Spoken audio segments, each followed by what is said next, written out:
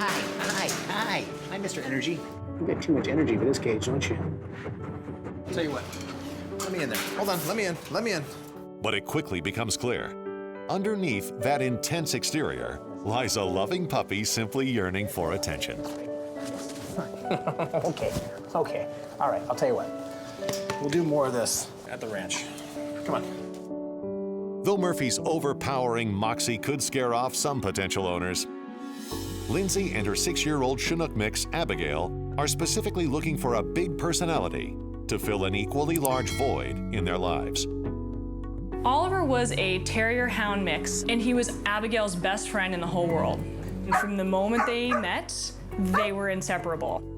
A few months ago, Oliver started displaying symptoms that were a little strange. So when I took him to the vet, they discovered that he had a very rare and aggressive form of brain cancer. It's been tough for both of us without him. Abigail has been visibly different. She sits in her chair most of the day, stares out the window, and I think that having another companion will really bring her out of that. But finding Abigail a worthy playmate has proven problematic. She can be a little picky about who she wants to play with, so I wanted to make sure I found someone for her that she really enjoyed being with. Come here. Try this on. Murphy could fit the bill, but first, he'll need to fit into his red training collar. There you go. How's that feel? You look marvelous. Come on. Let him in. Here, come on. Go make friends. Get some of that energy out. Welcome to Lucky Dog Ranch.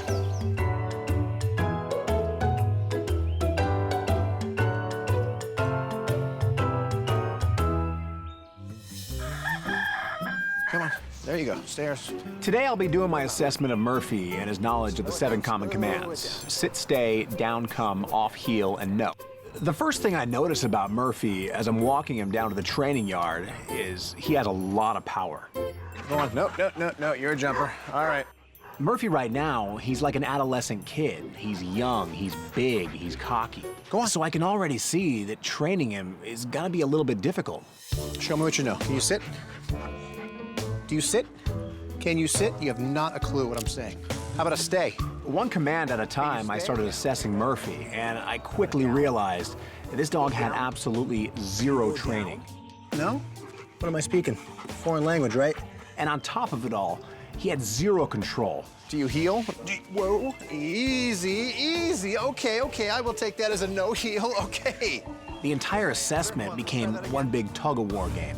I have 3 rules of training that I always follow in order. It's control, train, treat. Before I train any dog, I have to make sure they're under control. Right now, Murphy, he has zero control. So instead of getting into a big tug-of-war match with him, I'm gonna lock him off on a technique I call the double leash lock off. And this is where I hook him up on a harness, locked off to a leash to the wall. And then I have a second leash that connects to his collar. He can't lunge forward, he can't move backwards, he can't move side to side. Come here, it's very simple. Watch this.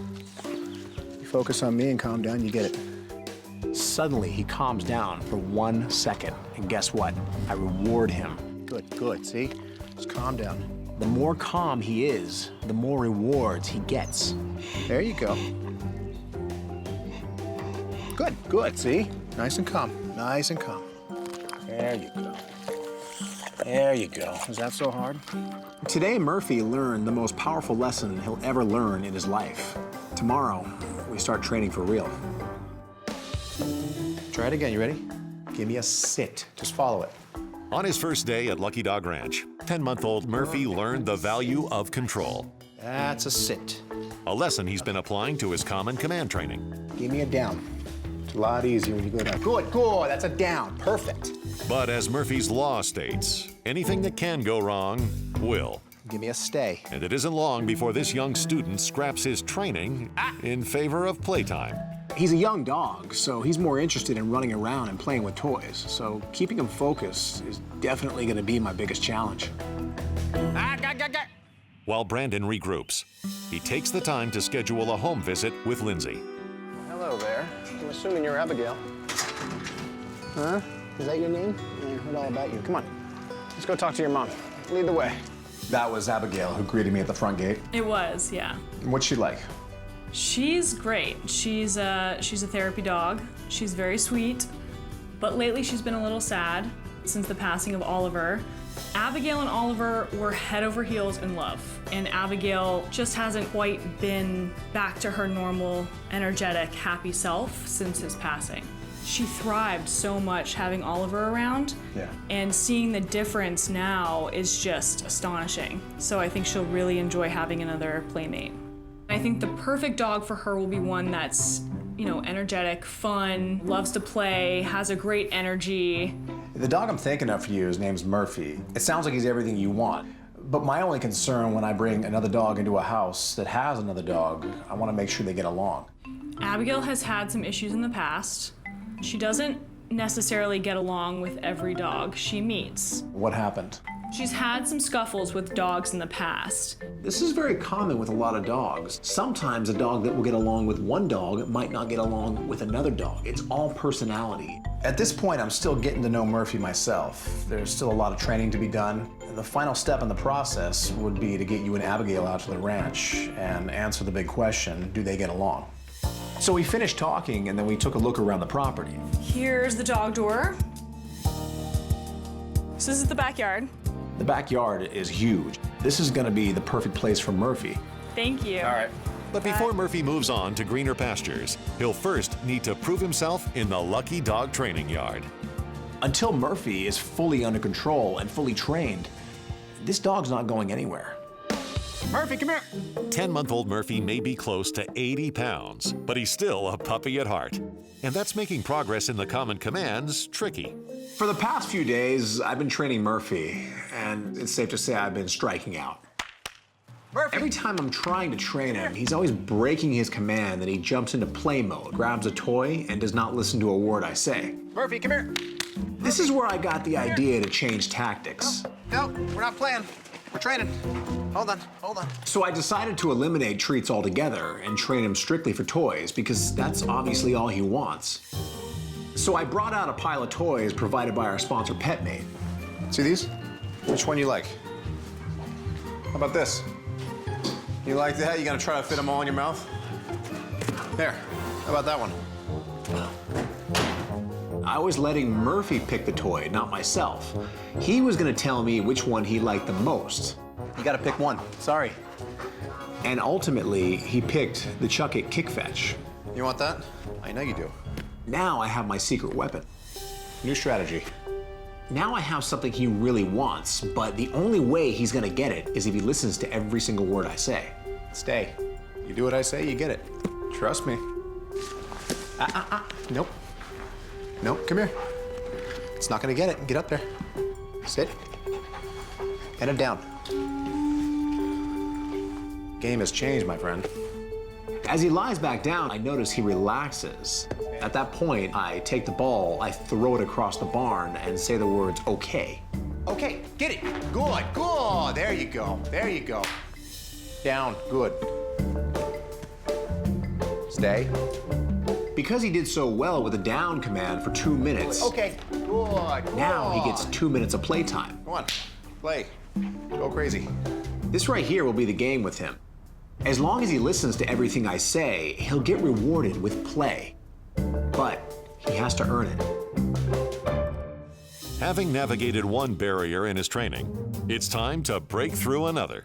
Lindsay's house has a dog door that connects to the backyard. One of the biggest mistakes you can make when trying to teach a dog to go through a dog door is simply trying to get them to go through with the dog door flap all the way down. It's not only intimidating, but most dogs see it as some sort of a wall, a block. You have to break them in slowly, because if you try to pull them through the door with the flap down, you could actually make them scared of it, and they might not want to go through it in the future. So the first step in the process is I hold the flap up all the way. All the way, let it hit you. Good, good, good, good, good, good, good. Come here.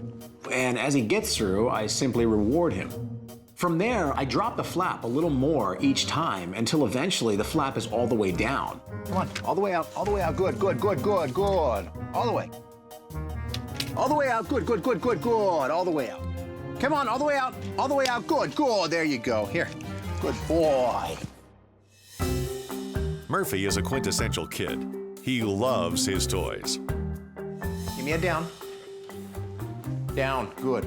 Hoping to capitalize on this, Brandon repurposed Murphy's favorite toy into the perfect training incentive. Good.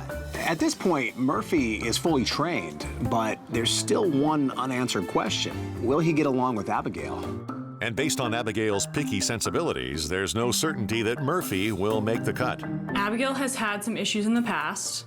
She doesn't necessarily get along with every dog she meets. Lindsay told me that Abigail is really particular about her playmates. So before I can confidently place Murphy in her home, I have to see how these two get along. Come on, let's go meet your new brother. There's a little bit of nervousness. I really want to make sure that this is the right match. Because so many dogs use the training yard every day, it's the perfect neutral territory for an introduction. Murphy's locked off against the wall. This is for safety. Just in case they don't get along, I don't want a fight to break out and get my hand in the middle of it. I know. Who's that? Who's that? I take her about 10 feet away from Murphy. Nose to nose. And at this point, I'm really seeing no red flags, so I take him nose to nose. Go on, say hi. Say hi. Say hi. There you go. Then the moment of truth comes. Go on. Go on. Now all bets are off. If something happens from this point on, it's my job to break it up. I have to be on my guard right now. Everything was going just fine until it wasn't. Murphy decides to test Abigail's boundaries. They went at it for a split second. Play nice. This is a classic case for a lot of adolescent dogs. They're young, they're cocky, they're inexperienced. They want to see exactly what they can get away with. And Abigail did exactly everything just right. She barked him off and let him know, I'm bigger, I'm stronger, I'm older, I'm wiser. Murphy learned his lesson. Realizing his mistake, Murphy extends a peace offering, his favorite toy. And suddenly, that argument turned into a play session. 20 minutes later, I was convinced. These two are perfect for each other. And now, with Abigail's seal of approval, there's only one thing left to do. Now it's time to introduce Murphy to his new mom. Murphy, the 10-month-old lab mix, is on the cusp of a forever home. Having earned a ringing endorsement from his new sister, Abigail, the time has come to meet his new mom. Hi, Murphy. Hi. Come here. Hi, buddy. Oh, hi. What a good boy. What a good boy. Oh, you're so cute. When Brandon first brought Murphy in, I was so excited. Thank you. Are you happy? He jumped all over me, gave me kisses. He was so excited and playful, and that's exactly what I want in a dog. You're a goofball, huh? You're a goofball. But that excitement does raise one red flag. I was really unsure if this dog was right for her because Murphy has a lot of horsepower, and if you don't know how to handle a dog like him, it could definitely backfire on you. And her energy level is raising his quickly. See what's happening now? What you're doing is you're shifting his gears. He was in first gear, you just put him in third gear right now. Gotcha. Brandon explained that my high energy coupled with his natural high energy, not a great combination. The most important thing with a dog like this is gaining control before we train. What I'm gonna do is basic manners. I'm gonna hold the treat in front of him, assuming he's not lunging for it. I'm gonna give it to him. Good. Okay? Same thing. And I'm gonna wait him out. 3, 2, 1. And good boy. Step by step, one command at a time, I explained to Lindsay the importance of control, the importance of knowing how to handle him. Is he calm? Mm-hmm. Good. Control, manners, perfect. Good boy. Good, good. Down. There you go. Wait him out. Perfect. Good. Underhand. There you go. Good boy. Heel. Good. Even more slack now. There you go. You see your leash? Mm-hmm. It's perfect. It's called a J. Your leash is doing a J. That's exactly what I want to see. Now you're relying on pure technique. Gotcha. I gotta say, Murphy did surprise me, and Lindsay surprised me even more. The moment that impressed me the most was when Lindsay dropped Murphy's leash and she had him heeling around the entire barn. Not only she understood the technique, but she understood how to properly handle a dog like Murphy. At that point, I'd seen all I need to see. So the moral of the story here is control. If you lose control of a dog like this, you'll see him grow up to be an out-of-control dog. You don't want that to happen. There's one more thing we're gonna do with him. see that collar up there? Mm-hmm. Go ahead and bring it back to me. Put it on him. All right.